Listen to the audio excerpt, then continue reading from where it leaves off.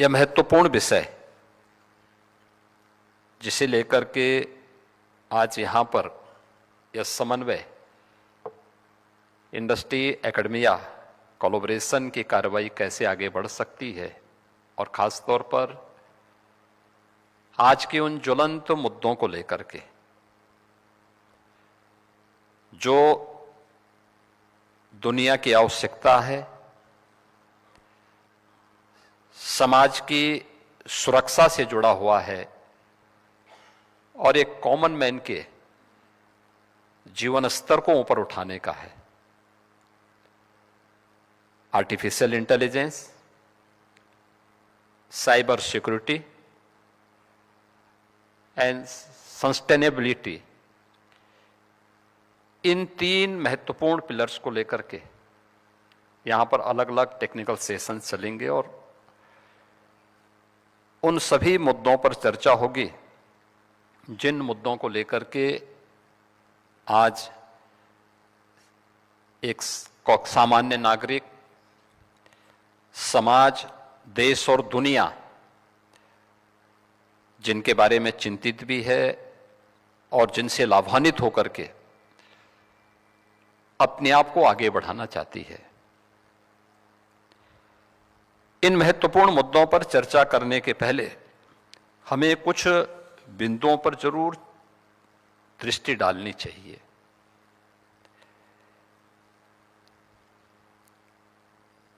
हम लोग जब भारत की बात करते हैं, कुछ लोगों को लगता है कि क्या भारत ये कर सकता है। मुझे लगता है कि यहां पे जितने भी हमारे फैकल्टी मेंबर्स हैं यहां पर, वे सब इस बात को देखते होंगे, जानते होंगे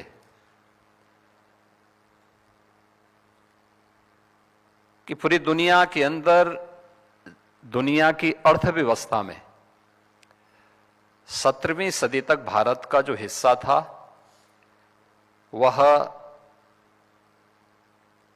नंबर 1 पर था। थी आज से 300 वर्ष पहले भारत दुनिया की नंबर 1 की अर्थव्यवस्था थी। ग्लोबल जीडीपी में भारत का जो कंट्रीब्यूशन था वह 25% था।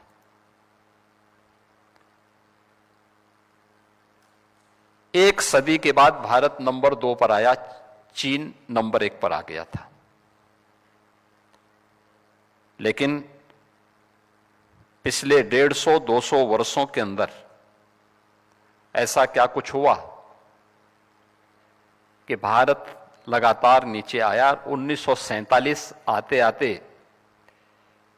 भारत का जो कंट्रीब्यूशन था ग्लोबल जीडीपी में वह मात्र 2% तक रह गया था।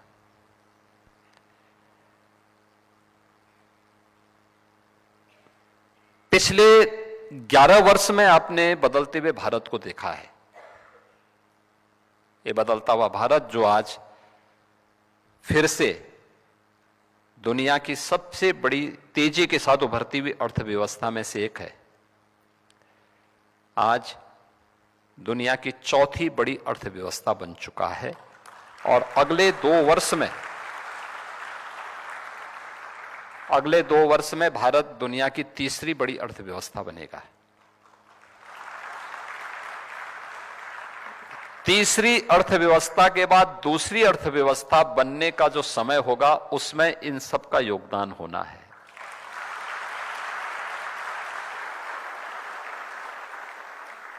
और वह समय हमारे लिए होगा विकसित भारत का।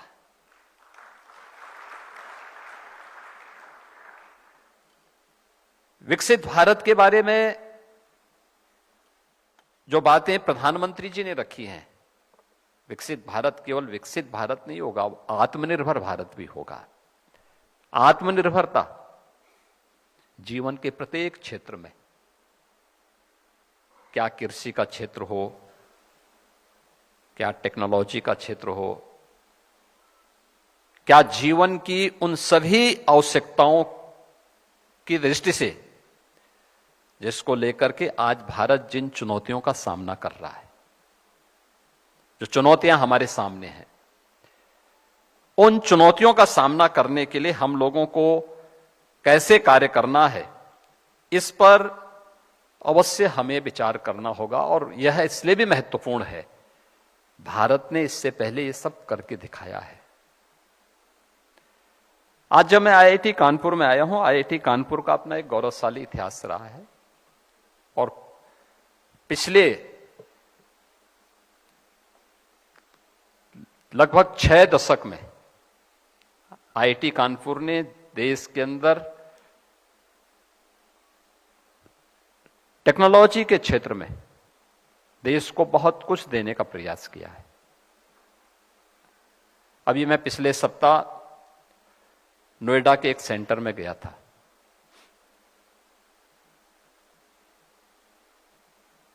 ड्रोन टेक्नोलॉजी का एक बेहतरीन केंद्र बना है और मुझे वहां पर आईआईटी कानपुर की भी कुछ फैकल्टी मिली थी। मैंने देखा वहां पर कि नए भारत की सामरिक चुनौतियों का मुकाबला कैसे हमारा युवा कर रहा है और कैसे आईआईटी कानपुर उसमें योगदान देकर के उन चुनौतियों का मुकाबला कर रहा है जो ऑपरेशन सिंदूर के अंदर या अन्य समय में हम लोग या देश झेलता है। हमारे मन में सबसे पहले यह भाव आना चाहिए कि हम कर सकते हैं। याद करिए, दुनिया का सबसे प्राचीन विश्वविद्यालय भी भारत ने दिए हैं।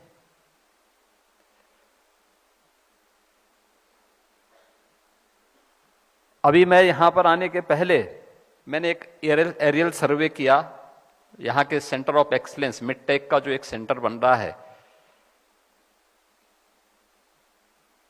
मैं देख रहा था वहां पे काफी बड़ा स्ट्रक्चर खड़ा हो चुका है और मैं मानता हूं कि अगले वर्ष कानपुर उत्तर प्रदेश वासियों को एक नया मिडटेक का सेंटर उपलब्ध करवा देगा।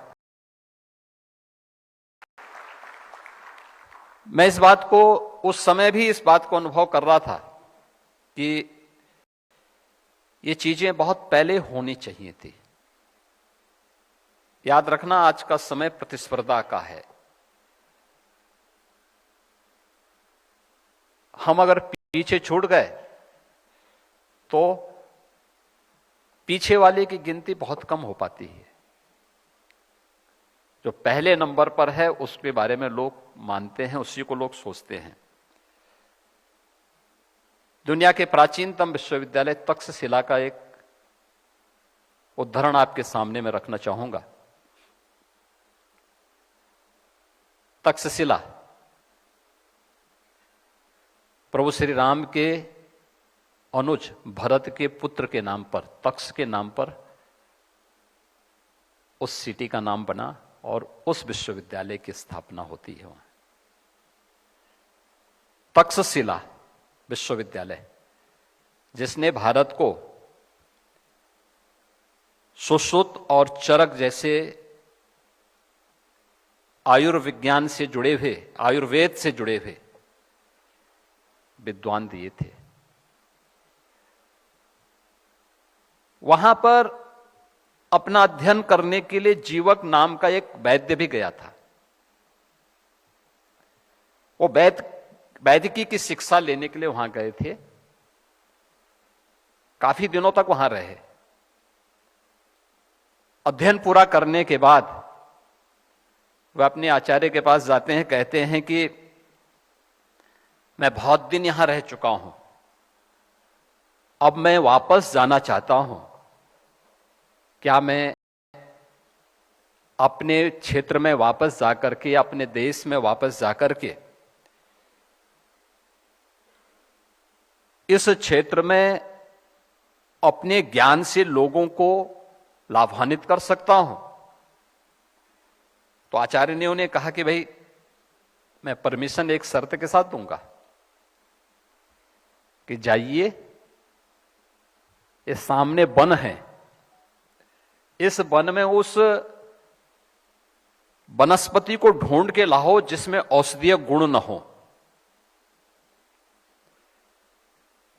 तो निकलते हैं, जीवक निकलते हैं, और निकल करके वो 15 दिनों तक उन्होंने पूरे वन की खाक छानी, एक एक जगह देखते गए, और उन्होंने अंत में आकर के अपने आचार्य से कहा कि नहीं, कोई ऐसी वनस्पति नहीं जिसमें औषधीय गुण न हो, और इस वन में कोई भी ऐसी वनस्पति मुझे नहीं मिली। आचार्य ने उन्हें कहा कि आप पारंगत हैं और जाइए, आगे का मार्ग आपका प्रशस्त हो। यह महत्वपूर्ण है इसलिए क्योंकि भारतीय मनीषा ने इस बात को कहा है कि अमंत्रम अक्षरम नास्ति, नास्ति मूलो अनौषधय, अयोग्यो पुरुषो नास्ति, योजकः तत्र दुर्लभ। यानी कोई ऐसा अक्षर नहीं जिसमें मंत्र बनने की क्षमता न हो। आखिर कोई मंत्र बना होगा तो अक्षरों के संयोजन से ही बना होगा ना। और कोई वनस्पति ऐसी नहीं जिसमें औषधि बनने की सामर्थ्य न हो, और मनुष्य कोई ऐसा नहीं जिसमें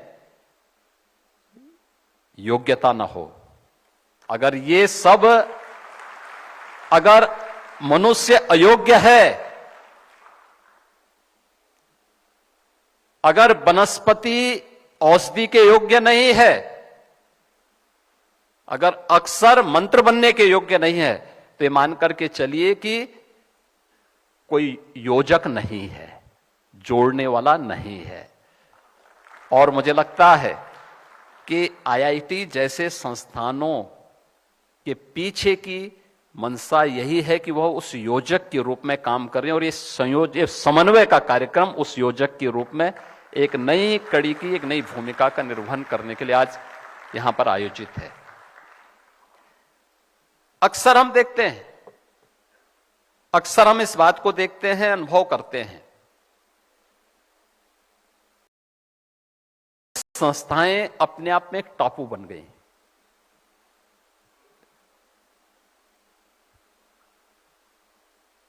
और हम लोग भी 2017 में हमारी सरकार बनी,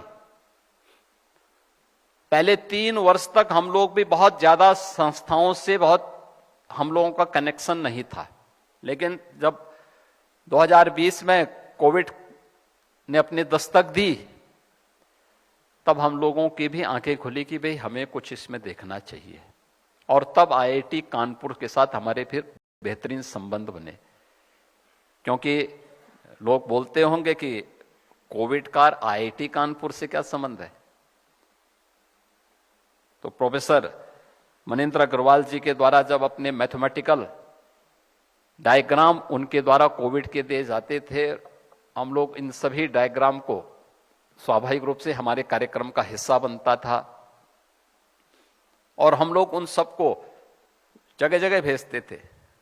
पीएमओ में भी जाता था, अन्य जगह जाता था। तो पीएम साहब ने पूछा मुझसे कि प्रोफेसर मनिंद्र अग्रवाल, मैंने कहा हाँ, आईआईटी कानपुर से। अन्य चीजों के बारे में भी चर्चा होने लग गई। हमें लगा कि आईआईटी कानपुर जो आकलन कर रहा है, परिणाम उसके नजदीक हैं या उसी के अनुरूप हैं। और कोविड को नियंत्रित करने के लिए हमारी जो टीम काम कर रही थी, उसको बड़ी मदद मिलती थी उससे। फिर हमने इस कोलैबोरेशन को आगे बढ़ाया, और आज खैर यद्यपि हमें यहां पर डिफेंस मैन्युफैक्चरिंग कॉरिडोर में भी आईआईटी कानपुर सपोर्ट कर रहा है, सहयोग कर रहा है। और मेट्रिक का जो सेंटर ऑफ एक्सीलेंस आपका बन रहा है, उसमें भी हम लोग इसीलिए स्टेट गवर्नमेंट को जोड़े हैं कि राज्य सरकार भी उसमें सहयोग कर सकें, क्योंकि उत्तर प्रदेश इस दिशा में बहुत कुछ योगदान दे सकता है। देश की आबादी का 17 से 18% आबादी जिस राज्य में निवास कर रही हो, और राज्य हाथ पे हाथ धरे हुए नहीं बैठ सकता, उसे इस दिशा में प्रयास करना ही होगा। और फिर हम लोगों ने जब इस क्षमता को देखा है, आज मुझे अच्छा लगा कि समन्वय का एक कार्यक्रम आईआईटी कानपुर और इंडस्ट्री लीडर्स के बीच में या उनके प्रतिनिधियों के बीच में आज यहां पर आयोजित हो रहा है। मेरा यह मानना है कि हर व्यक्ति में कोई ना कोई विजन जरूर होगा, वो कुछ तो सोचता होगा। कुछ लोग सोचेंगे, कुछ लोग उसमें कुछ कदम आगे बढ़ेंगे और कुछ लोग उसको पूरी तरह लागू करने के लिए अपने आप को तैयार कर पाएंगे। याद रखना, मन के भी जो चेतना है हमारी, उसकी भी 3 गति होती है। एक है जो केवल चेतन अवस्था में रहता है, हम चेतन स्थिति में हैं, हमने सोचा। हर व्यक्ति सोचता है, कभी कुछ सोचता है, कभी कुछ सोचता है।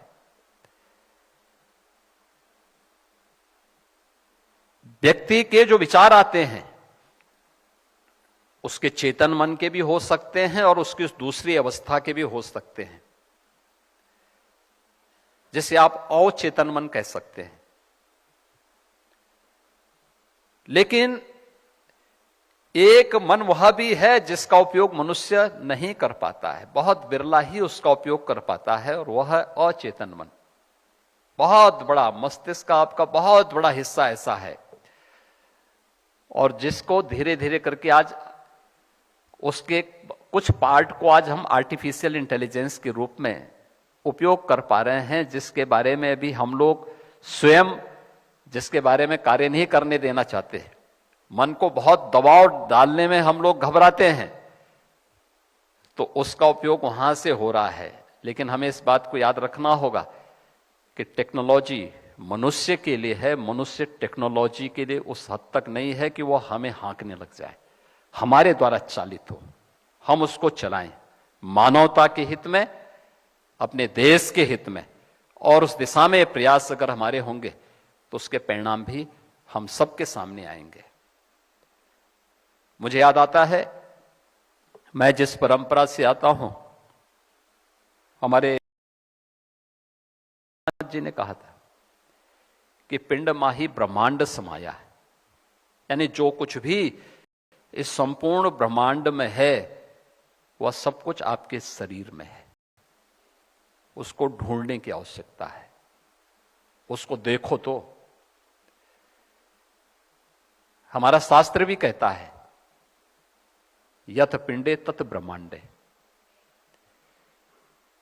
यानी सब कुछ है आपके पास, बस उस दिशा में एक दृढ़ इच्छा शक्ति के साथ आगे बढ़ने की आवश्यकता है।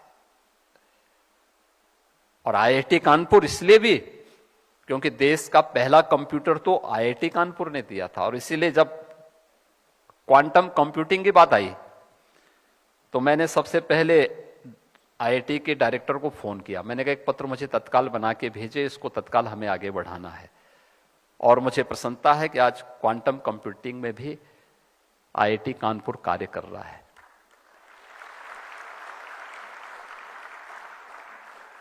याद रखना, क्वांटम कंप्यूटिंग के लिए यह आईआईटी है। आप लोग यहां पर साइंस में भी काम कर रहे हैं, टेक्नोलॉजी में काम कर रहे हैं, इंजीनियरिंग में, मैथमेटिक्स में, सब में काम कर रहे हैं।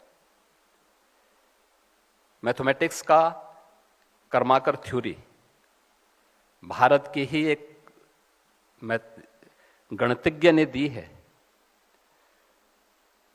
और मुझे लगता है कि कर्माकर इस समय काफी बड़ी उम्र के हो चुके हैं, और मेरा प्रयास होगा कि मैं उनको आईआईटी कानपुर के साथ जोड़ूं। आप देखना, क्वांटम कंप्यूटर से भी बेहतर कंप्यूटर वो देने की सामर्थ्य रखते हैं। उनकी थ्योरी को थोड़ा आप देखिए कभी, उसकी स्पीड, अगर आप कभी उसके बारे में जानेंगे, आप उसको आगे बढ़ा सकते हैं। वे इस दिशा में बहुत बड़ा योगदान आपका कर सकते हैं। और दुनिया को एक नया अनुभव आप करा सकते हैं। कर्माकर थ्योरी इसमें बहुत बड़ी भूमिका का निर्वहन कर सकता है। अब थोड़ा सा उस दिशा में आगे बढ़ने की आवश्यकता है।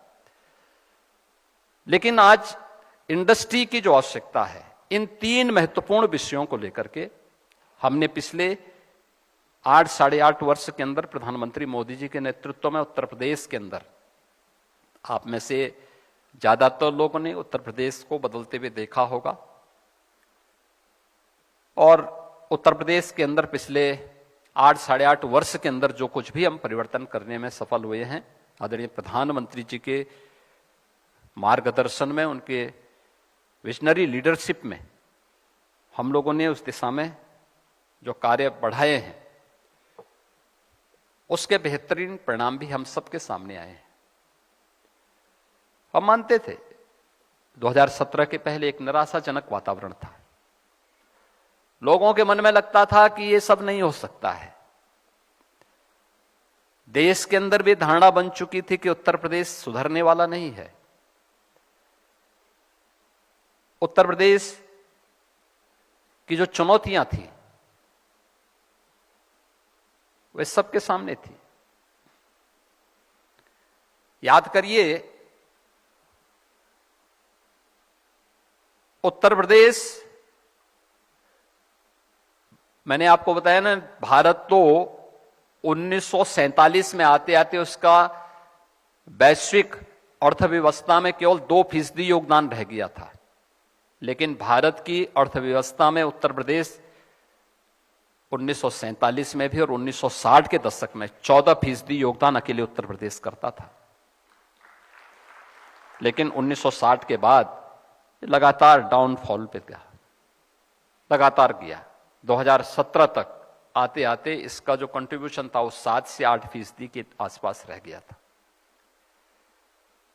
और 7 से 8% के बीच में जो इसका योगदान रह गया था, उसमें भी निराशा थी, हताशा थी।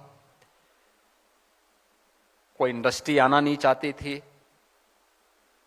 जो थी भी वह इस बात को लेकर के चिंतित रहती थी कि कैसे उन्होंने जो पूंजी यहां लगाया है, ये पूंजी सुरक्षित रहेगी कैसे, और उसको लेकर के कैसे वे यहां से अपना समेट।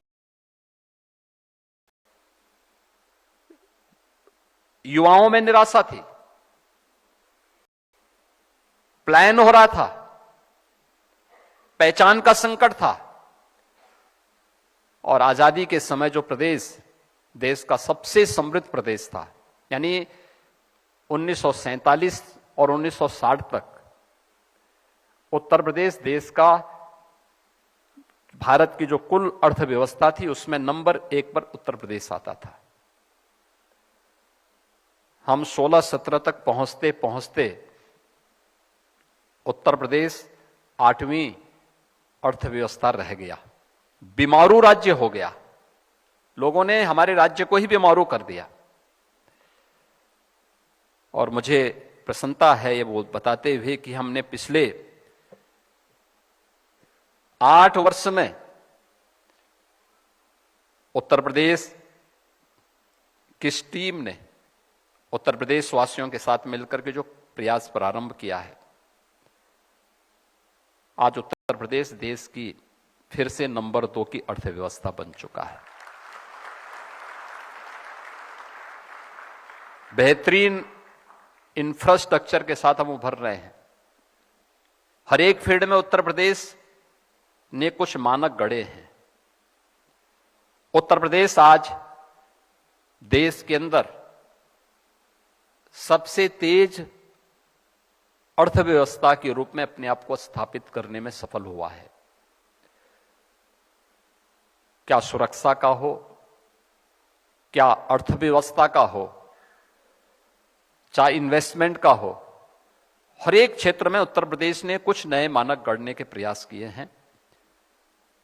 और उन स्थितियों में हमारे लिए महत्वपूर्ण हो जाता है कि हम लोग अगर जीवन के समग्र विकास की दिशा में आगे बढ़ रहे हैं तो उसके परिणाम का भी इंतजार करते हैं। सस्टेबिलिटी की जब बात आती है उत्तर प्रदेश की विधानसभा पहली विधानसभा है जिसने सस्टेनेबल डेवलपमेंट गोल्स को लेकर के लगातार 36 घंटे तक अपने विधायिका का संचालन किया था और उत्तर प्रदेश विधानसभा में 36 घंटे तक लगातार चर्चा हुई थी कि कैसे हम सस्टेनेबल डेवलपमेंट के गोल को अचीव करने की दिशा में कार्य कर सकते हैं। और लगातार हमारी टीमें उसमें काम कर रही हैं, लगातार उस पर कार्य हो रहा है। एजुकेशन, क्वालिटी ऑफ एजुकेशन की दिशा में क्या प्रयास होने चाहिए, हेल्थ सेक्टर में क्या कुछ होना चाहिए, एग्रीकल्चर ग्रोथ को कैसे हम बढ़ा सकते हैं, लागत कम किया जा सके और उत्पादन बढ़ाया जा सके, जल संसाधन का बेहतरीन उपयोग कैसे हो सकता है। आपसे छुपा हुआ क्षेत्र नहीं, कानपुर के बाद आप जब जाएंगे तो यमुना नदी के उस पार आपको जो क्षेत्र देखने को मिलता है वह बुंदेलखंड का क्षेत्र है। सूखा था, पलायन था, अव्यवस्था थी और इस अव्यवस्था में वहां डकैतों का साम्राज्य चलता था, दिन दहाड़े अपहरण होता था। मैं जब मुख्यमंत्री बनने के बाद झांसी में पहली बार गया तो लोगों ने मुझे सूखे की शिकायत की, कहा साहब पानी नहीं आता। मैं चित्रकूट में गया तो उन लोगों ने मुझसे कहा, मैंने उनसे कहा, मैंने कहा चित्रकूट तो इतना, ये भगवान राम के समय से चित्रकूट, भगवान राम जब वनवास उनको हुआ था तो चित्रकूट को ही उन्होंने वास बनाया था और इतनी अव्यवस्था कैसे, कुछ भी नहीं है। उन्होंने कहा साहब कौन रहेगा यहां पे, यहां तो डकैत अपहरण कर देते हैं। मैंने कहा कैसे, कहा कि वो किसी को भी अपहरण कर लेते हैं, कोई व्यापारी हो, उद्यमी हो, कोई तीर्थयात्री आ गया, ये सब वो कर लेते हैं। यहां पे अलग अलग जनपदों की अपनी समस्याएं थी। आज आप जाएंगे, बेहतरीन कनेक्टिविटी बुंदेलखंड की है, डकैत मुक्त हो गया है, अब वहां इन्वेस्टमेंट आ रहा है। डिफेंस कॉरिडोर के 2 नोड झांसी और चित्रकूट में स्थापित हो रहे हैं। हर घर नल पहुंच चुका है और हर खेत को पानी पहुंच रहा है वहां पे। ये चेंज आया है। आप आश्चर्य करेंगे, महोबा उसी बुंदेलखंड का एक जनपद है।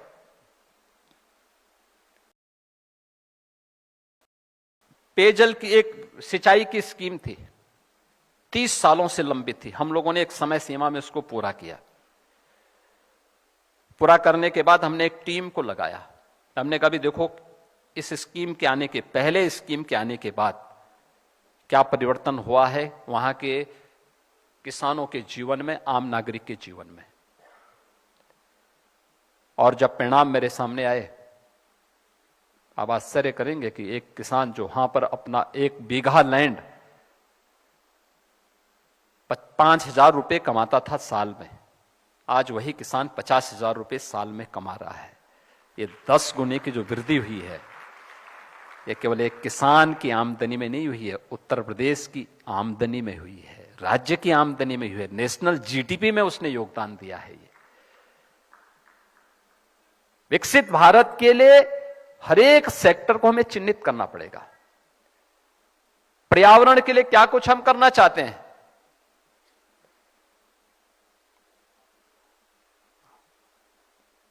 हम प्राकृतिक वातावरण का विकल्प नहीं दे सकते।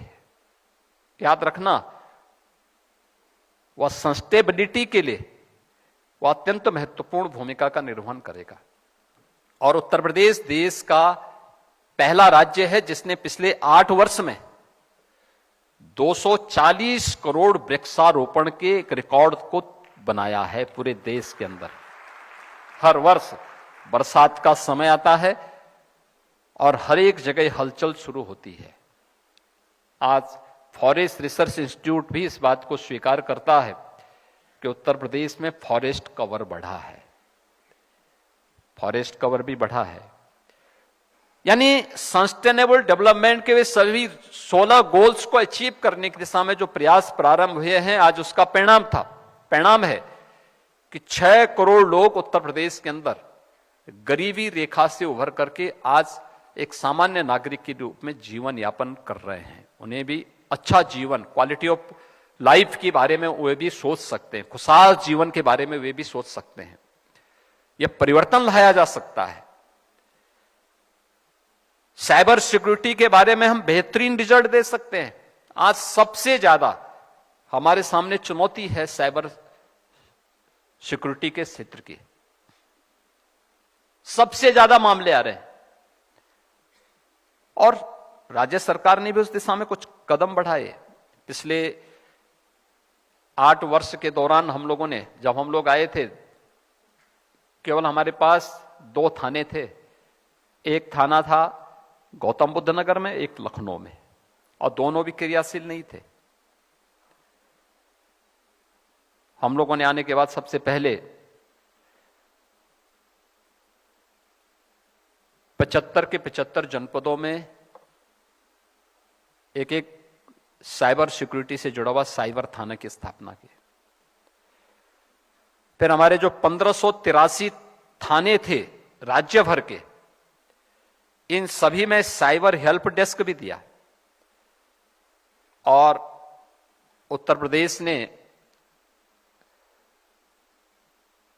प्रदेश के अंदर कानून के राज की स्थापना की दिशा से अपनी state forensic and cyber security का इंस्टीट्यूट की भी स्थापना राज्य के अंदर करते हुए आज वहां पर बेहतरीन इकोसिस्टम को डेवलप किया है।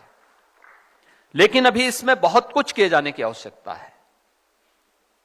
अभी इस दिशा में बहुत कुछ करने की गुंजाइश है और उस दिशा में हम लोग आईआईटी कानपुर के भी संपर्क में हैं और आईआईटी कानपुर से भी सहयोग की अपेक्षा रखते हैं। हर एक क्षेत्र में बहुत कुछ करने की गुंजाइश है और मेरा मानना है कि यह एक नया फील्ड होगा जिसमें हमें कार्य करने की आवश्यकता है। उसमें खासतौर पर मैं इस बारे में आज कहूंगा कि आईआईटी कानपुर इस दिशा में प्रयास करे कि हम लोग भारत का पहला डीप टेक भारत 2025 की दिशा में आगे बढ़े। एक अच्छा हमारा समिट हो यहां पर जो डीप टेक भारत को लेकर के कार्य कर सके और आईआईटी कानपुर को इसका सेंटर बनाया जाना चाहिए। हम लोगों ने इस दिशा में गौतम बुद्ध नगर जनपद में कुछ लैंड भी अलॉट की है और मैं चाहूंगा कि तो वह ओवरऑल पूरे देश के अंदर एक नई, उन जो हमारी आज की जो चुनौतियां हैं, उन चुनौतियों की दिशा में हम सबको एक नया लीडरशिप देने की सामर्थ्य आईआईटी कानपुर में है। उस जो युवाओं के मन में एक आशंका है, उस आशंका को हम दूर कर सकते हैं, जिसमें हम लोग काफी इसमें कार्य कर सकते हैं। इसके लिए आपके लिए डीआरडीओ, इसरो और भी अन्य संस्थाएं बेहतर सहयोग करने के लिए आगे आ सकती हैं। मैं साथ ही यहां पर जो हमारे इंडस्ट्री से जुड़े हुए डेलीगेट्स हैं, उनके लीडर्स हैं, उनसे भी मैं आग्रह करूंगा, याद रखना कि हमें तात्कालिक रूप से भले ही ये लगता हो हमारा मुनाफा हमें आगे बढ़ा देगा, हमारा प्रयास होना चाहिए कि मुनाफे का भी हमें एक बड़े पार्ट का उपयोग इनोवेशन के लिए एंड रिसर्च एंड डेवलपमेंट के लिए आगे बढ़ाना चाहिए, देना चाहिए। उसमें कंट्रीब्यूशन अपने स्वयं के उस फील्ड में आगे बढ़ने के लिए तैयार होना पड़ेगा। मैं आईआईटी कानपुर से इस बारे में कहूंगा कि इनको एक बड़े सेंटर के रूप में अपने आप को स्थापित करना चाहिए, जो खास तौर पर मॉडल स्टडी के बारे में इंस्टीट्यूशन को बता सके। जो मैंने पहले भी कहा कि हमारी संस्थाएं ज्यादातर माहौल न होने के नाते उस बीमारी से ग्रसित हो गई थी जो उत्तर प्रदेश के अंदर एक ठप्पा लग गया था बीमारू राज्य का। वे टापू बन गई अपने आप में, उनका किसी से कोई संबंध नहीं, कोई संवाद नहीं। जो सेल्फ फाइनेंस थी तो ये सरकार से केवल मान्यता लेती थी, एफिलिएशन की कार्रवाई करते थे, अपने परंपरागत जो पाठ्यक्रम था उस पाठ्यक्रम के साथ ही झूलते रहते थे, पेंडुलम बनकर के झूलते रहते थे। उन्हें अन्य चीजों से बहुत कुछ, उनका बहुत दूर दूर तक संबंध नहीं रह गया था। और जो गवर्नमेंट से ग्रांट पाते थे या गवर्नमेंट के थे, उनकी इतनी फुर्सत नहीं थी उनके पास, क्योंकि ज्यादातर के अपने अपने दूसरे कार्यों में व्यस्तता हो रहती थी।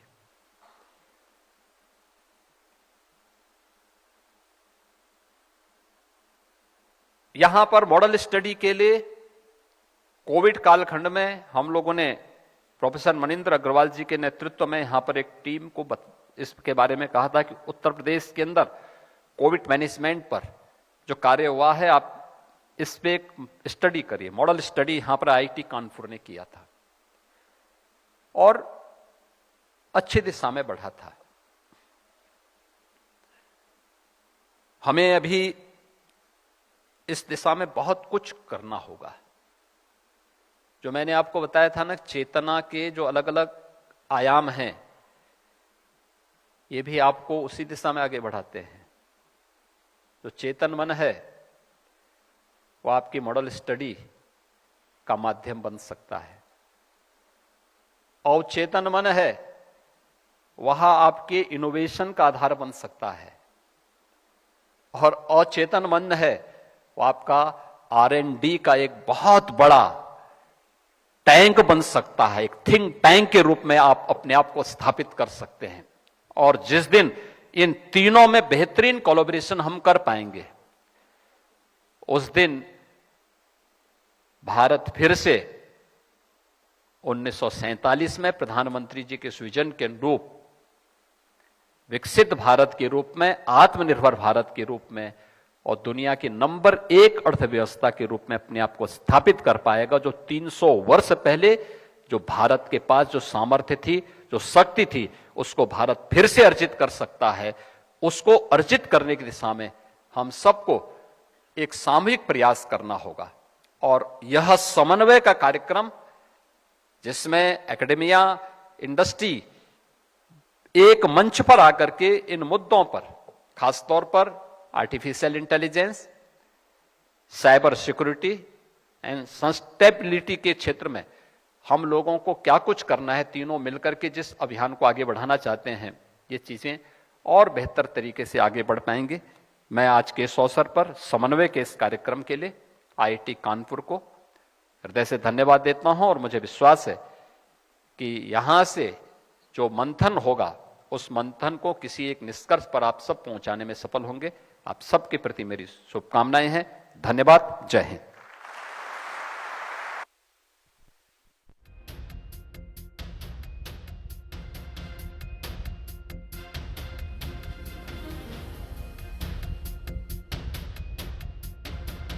तो आईआईटी कानपुर पहुंचे मुख्यमंत्री योगी आदित्यनाथ। तमाम बातों का जिक्र उन्होंने यहां पर किया है। आज का समय कंपटीशन का समय है और ऐसे में अगर कोई भी पीछे रहेगा तो उसकी जगह दूसरा इंसान ले लेगा। इन तमाम बातों का जिक्र आज मुख्यमंत्री योगी आदित्यनाथ ने किया है। साथ ही कहा 2000 रुका हुआ था, लेकिन उसके बाद लगातार उत्तर प्रदेश में विकास होता रहा है। अर्थव्यवस्था मजबूत हुई है। जल्द ही भारत तीसरी बड़ी अर्थव्यवस्था भी बनेगा।